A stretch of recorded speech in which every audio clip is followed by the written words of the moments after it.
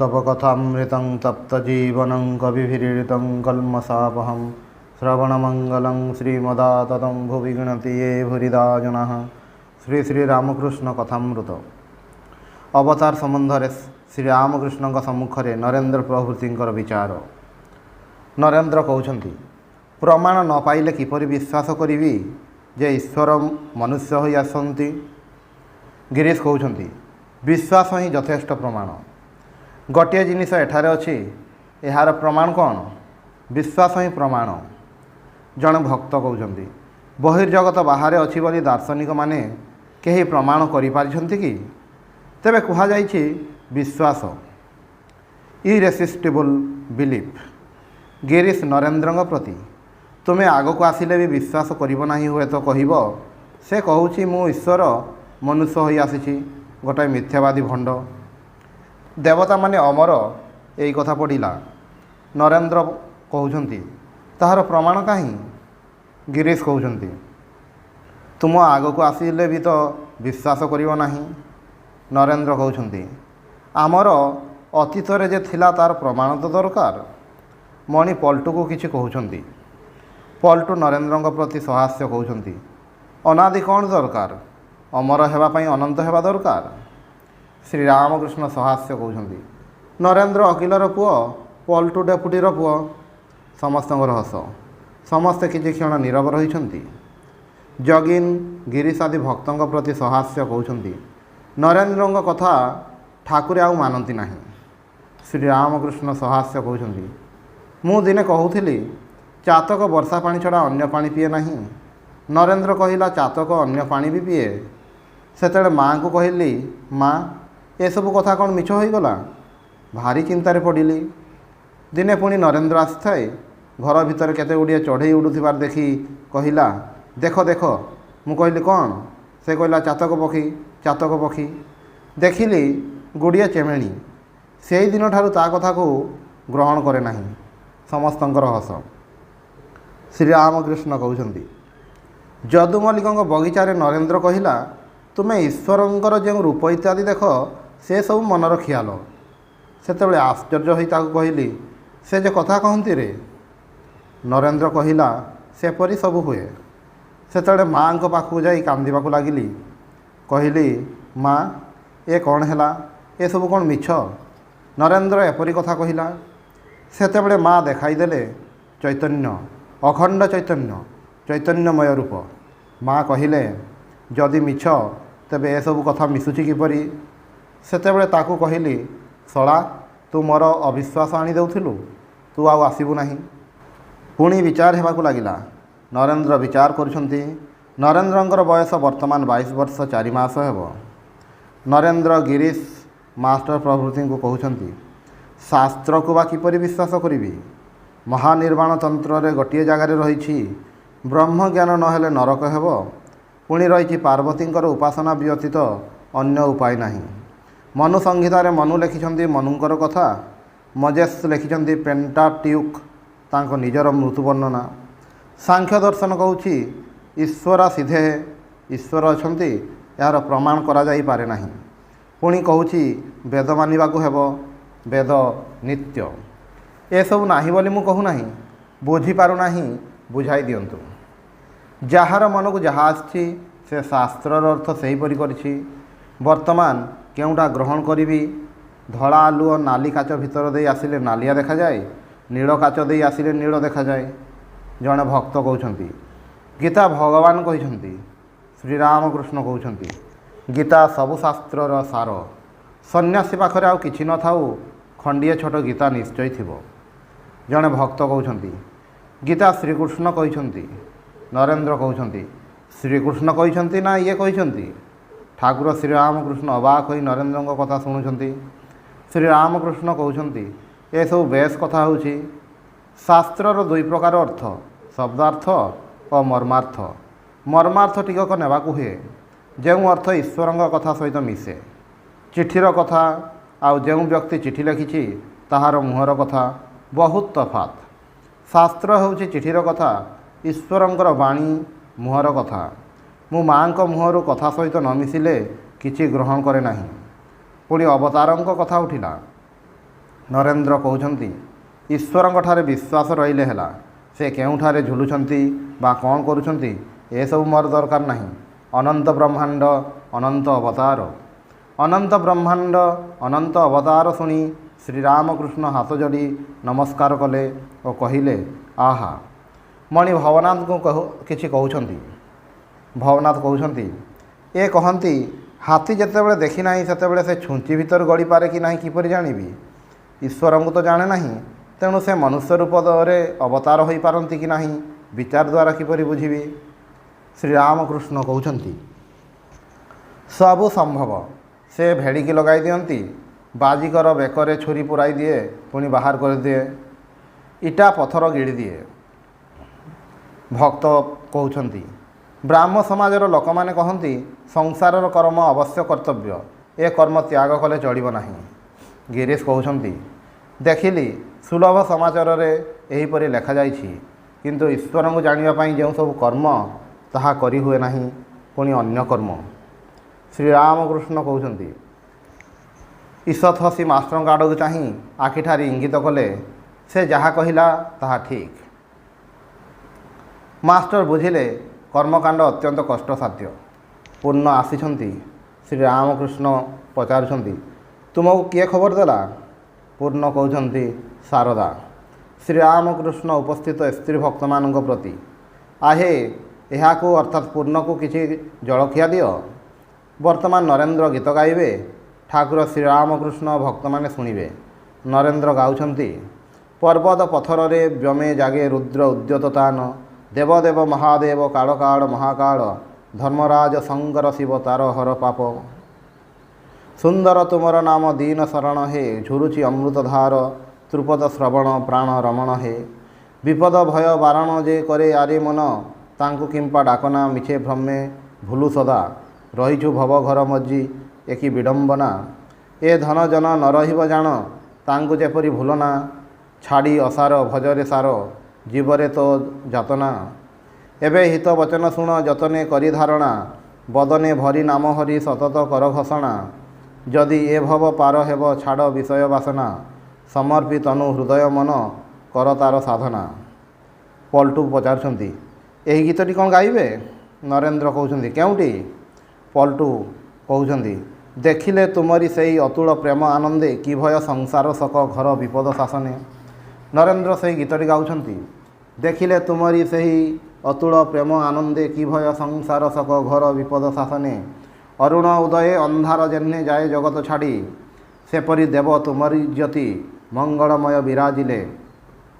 ଭକତ ହୃଦୟ ହୁଏ ବିତଶକ ତୁମରି ମଧୁର ସାନ୍ତ୍ୱନେ, ତୁମରି କରୁଣା ତୁମରି ପ୍ରେମ ହୃଦୟ ପ୍ରଭୁ ଭାବିଲେ। ଉଛଳେ ହୃଦୟ ନୟନେ ବାରି, ରଖିବ କିଏ ବା ନିବାରି। ଜୟ କରୁଣାମୟ ଜୟ କରୁଣାମୟ ଜୟ କରୁଣାମୟ, ତୁମରି ପ୍ରେମ ଗାଇଲେ। ଜୀବ ଯଦି ଯାଉ ପ୍ରାଣ ତୁମରି କର୍ମ ସାଧନେ। ମାଷ୍ଟରଙ୍କ ଅନୁରୋଧରେ ପୁଣି ଗାଉଛନ୍ତି। ମାଷ୍ଟର ଅନେକ ଭକ୍ତ ହାତ ଯୋଡ଼ି ଗୀତ ଶୁଣୁଛନ୍ତି।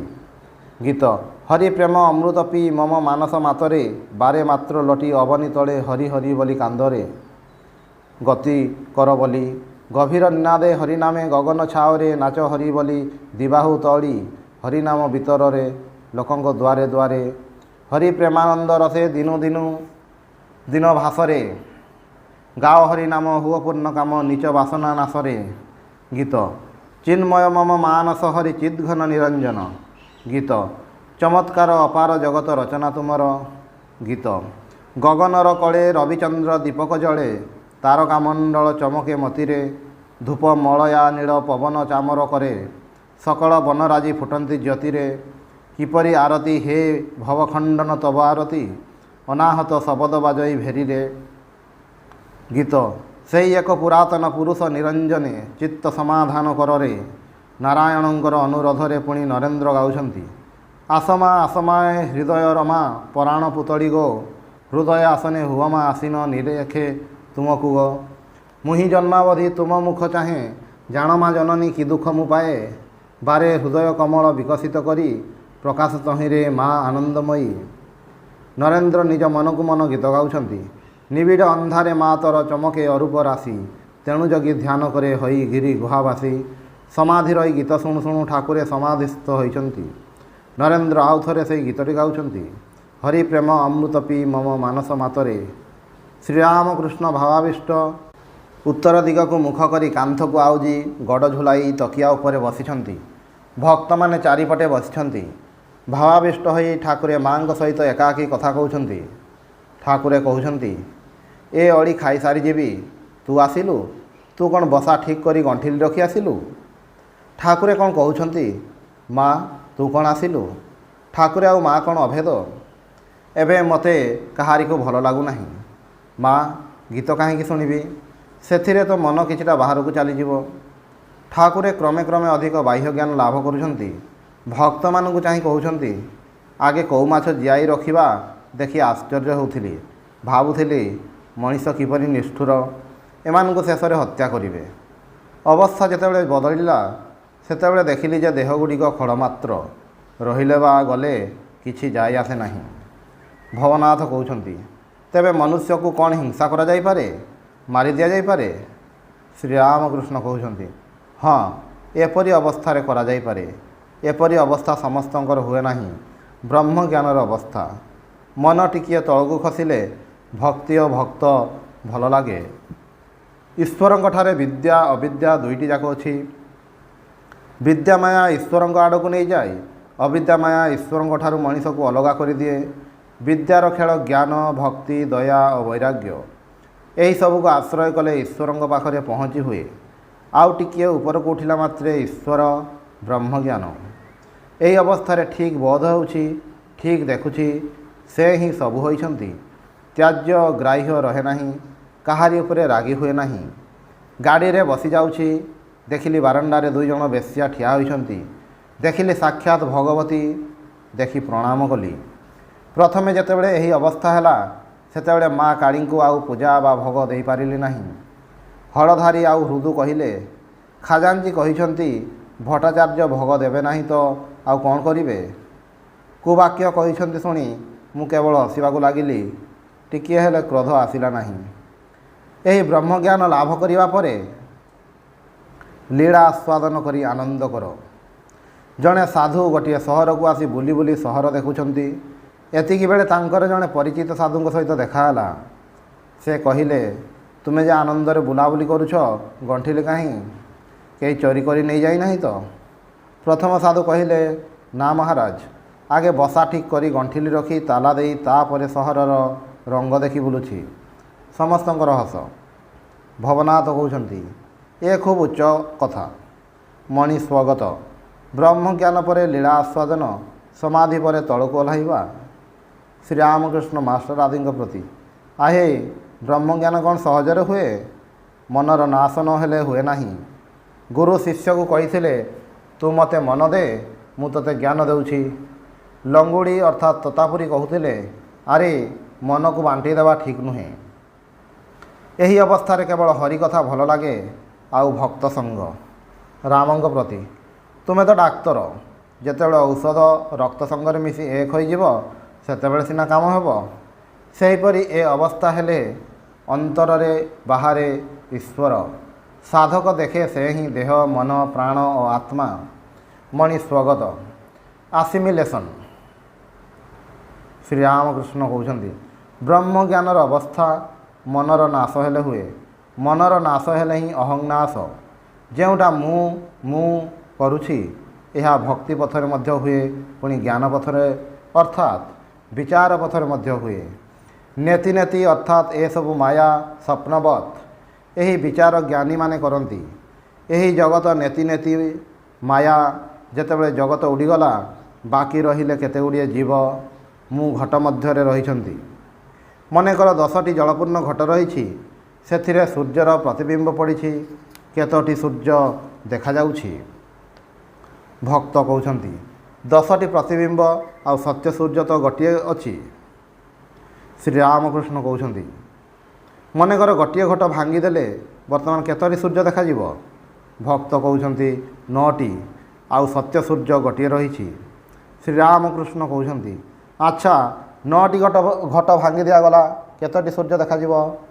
ଭକ୍ତ କହୁଛନ୍ତି, ଗୋଟିଏ ପ୍ରତିବିମ୍ବ ସୂର୍ଯ୍ୟ, ଗୋଟିଏ ସତ୍ୟ ସୂର୍ଯ୍ୟ। ଶ୍ରୀରାମକୃଷ୍ଣ ଗିରିଶଙ୍କ ପ୍ରତି, ଶେଷ ଘଟଟିକୁ ଭାଙ୍ଗିଦେଲେ କ'ଣ ରହିବ? ଗିରିଶ କହୁଛନ୍ତି, ଆଜ୍ଞା, ଏହି ସତ୍ୟ ସୂର୍ଯ୍ୟ। ଶ୍ରୀରାମକୃଷ୍ଣ କହୁଛନ୍ତି, ନା, କ'ଣ ରହିବ ତାହା କଥାରେ କହି ହେବ ନାହିଁ। ଯାହା ଅଛି ତାହା ହିଁ ଅଛି। ପ୍ରତିବିମ୍ବ ସୂର୍ଯ୍ୟ ନଥିଲେ ସତ୍ୟ ସୂର୍ଯ୍ୟ ଅଛି ବୋଲି କିପରି ଜାଣିବ? ସମାଧିସ୍ଥ ହେଲେ ଅହଂତତ୍ଵ ନାଶ ହୁଏ। ସମାଧିସ୍ଥ ବ୍ୟକ୍ତିର ମନ ତଳକୁ ଖସିଲେ କ'ଣ ଦେଖିଛି ମୁହଁରେ କହିପାରେ ନାହିଁ। କେତେବେଳୁ ସନ୍ଧ୍ୟା ହେଲାଣି। ବଳରାମଙ୍କ ବୈଠକଖାନାରେ ଦୀପ ଜଳୁଛି। ଠାକୁର ଶ୍ରୀରାମକୃଷ୍ଣ ଏବେ ମଧ୍ୟ ଭାବସ୍ଥ। ଭକ୍ତଜନ ପରିବୃତ ହୋଇ ବସିଛନ୍ତି। ଭାବରେ କହୁଛନ୍ତି, ଏଠାରେ ଆଉ କେହି ନାହାନ୍ତି, ତେଣୁ ତୁମମାନଙ୍କୁ କହୁଛି, ଈଶ୍ୱରଙ୍କୁ ଆନ୍ତରିକ ଭାବରେ ଯେ ଜାଣିବାକୁ ଚାହିଁବ ତାହାର ନିଶ୍ଚୟ ହେବ। ହେବ ହିଁ ହେବ। ଯିଏ ବ୍ୟାକୁଳ ଈଶ୍ୱର ବ୍ୟତୀତ ଆଉ କିଛି ଚାହେଁ ନାହିଁ ତାହାର ନିଶ୍ଚୟ ହେବ। ଯେଉଁମାନେ ଏଠାର ଲୋକ ଅନ୍ତରଙ୍ଗ ଭକ୍ତ, ସେମାନେ ସମସ୍ତେ ଆସିଯାଇଛନ୍ତି। ଆଉ ଏଣିକି ଯେଉଁମାନେ ଆସିବେ ସେମାନେ ବାହାରର ଲୋକ। ସେମାନେ ମଧ୍ୟ ଏବେ ମଝିରେ ମଝିରେ ଆସିବେ। ମା ସେମାନଙ୍କୁ କହିଦେବେ, ଏପରି କର, ଏହିପରି ଭାବରେ ଈଶ୍ୱରଙ୍କୁ ଡାକ। ଈଶ୍ୱରଙ୍କ ଆଡ଼କୁ ମନ ଯାଇନାହିଁ କାହିଁକି? ଈଶ୍ୱରଙ୍କଠାରୁ ତାଙ୍କର ଅର୍ଥାତ୍ ମହାମାୟାଙ୍କର ବେଶୀ ଜୋର। ଜଜଙ୍କ ଅପେକ୍ଷା ପ୍ୟାଦାର ବେଶୀ କ୍ଷମତା। ସମସ୍ତଙ୍କର ହସ। ନାରଦଙ୍କୁ ରାମ କହିଲେ, ନାରଦ, ମୁଁ ତୁମ ସ୍ତବରେ ଅତ୍ୟନ୍ତ ପ୍ରସନ୍ନ ହୋଇଛି। ମୋ ପାଖରୁ କିଛି ବରଂ ମାଗ। ନାରଦ କହିଲେ, ରାମ, ତୁମ ପାଦପଦ୍ମରେ ଯେପରି ମୋର ଶୁଦ୍ଧା ଭକ୍ତି ହୁଏ, ଆଉ ଯେପରି ତୁମର ଭୁବନ ମୋହିନୀ ମାୟାରେ ମୁଗ୍ଧ ନ ହୁଏ। ରାମ କହିଲେ, ତଥାସ୍ତୁ। ଆଉ କିଛି ବର ମାଗ। ନାରଦ କହିଲେ, ରାମ, ଆଉ କିଛି ବର ଦରକାର ନାହିଁ। ଏହି ଭୁବନ ମୋହିନୀ ମାୟାରେ ସମସ୍ତେ ମୁଗ୍ଧ। ଈଶ୍ୱର ଦେହ ଧାରଣ କରିଛନ୍ତି, ସେ ମଧ୍ୟ ମୁଗ୍ଧ ହୁଅନ୍ତି। ରାମ ସୀତାଙ୍କ ପାଇଁ କାନ୍ଦି କାନ୍ଦି ବୁଲିଥିଲେ। ପଞ୍ଚଭୂତର ଫାନ୍ଦେ ବ୍ରହ୍ମ ବି ପଡ଼ି କାନ୍ଦେ। ତେବେ ଗୋଟିଏ କଥା ଅଛି, ଈଶ୍ୱର ଚାହିଁଲେ ମୁକ୍ତି ଦେଇଦିଅନ୍ତି। ଭବନାଥ କହୁଛନ୍ତି, ଗାର୍ଡ଼ ଅର୍ଥାତ୍ ରେଳଗାଡ଼ିର ନିଜେ ଇଚ୍ଛା କରି ରେଳଗାଡ଼ି ଭିତରେ ନିଜକୁ ବନ୍ଦ କରେ, ପୁଣି ଇଚ୍ଛା କଲେ ଓହ୍ଲାଇ ଆସିପାରେ। ଶ୍ରୀରାମକୃଷ୍ଣ କହୁଛନ୍ତି, ଈଶ୍ୱରକଟି ଯେପରି ଅବତାର ଆଦି ଇଚ୍ଛା ମାତ୍ରେ ମୁକ୍ତ ହୋଇପାରନ୍ତି, ଯେଉଁମାନେ ଜୀବକଟି ସେମାନେ ପାରନ୍ତି ନାହିଁ। ଜୀବଗଣ କାମିନୀ କାଞ୍ଚନରେ ବଦ୍ଧ। ଘରର କବାଟ ଝରକା ସବୁ ସ୍କ୍ରୁ ଦ୍ୱାରା ଅଣ୍ଟାଯାଇଛି, ବାହାରିବେ କିପରି? ଭବନାଥ ସହାସ୍ୟ। ଯେପରି ରେଳର ତୃତୀୟ ଶ୍ରେଣୀ ଯାତ୍ରୀ, ଡବାର ଚାବି ବନ୍ଦ, ବାହାରିବାର ଉପାୟ ନାହିଁ। ଗିରିଶ କହୁଛନ୍ତି, ଜୀବର ଯଦି ଏହିପରି ଗୋଡ଼ ହାତ ବନ୍ଧା, ତେବେ ଉପାୟ କ'ଣ? ଶ୍ରୀରାମକୃଷ୍ଣ କହୁଛନ୍ତି, ତେବେ ସ୍ୱୟଂ ଈଶ୍ୱର ଯଦି ଗୁରୁ ରୂପରେ ମାୟାପାଶ ଛେଦନ କରିଦିଅନ୍ତି, ତାହେଲେ ଆଉ ଭୟ ନାହିଁ। ଠାକୁରେ କ'ଣ ଇଙ୍ଗିତ କରୁଛନ୍ତି ଯେ ସେ ନିଜେ ଜୀବର ମାୟାପାଶ ଛେଦନ କରିବାକୁ ଦେହ ଧାରଣ କରି ଗୁରୁ ରୂପରେ ଆସିଛନ୍ତି? ଓଂ ନିରଞ୍ଜନମ୍ ନିତ୍ୟମନନ୍ତରୂପମ୍ ଭକ୍ତାନୁକମ୍ପାଧିତ ବିଗ୍ରହଂ ବୈ ଈଶାବତାରಂ ପରମେଶମିଡ୍ୟଂ ତ୍ୱଂ ରାମକୃଷ୍ଣଂ ଶିରସା ନମାମି।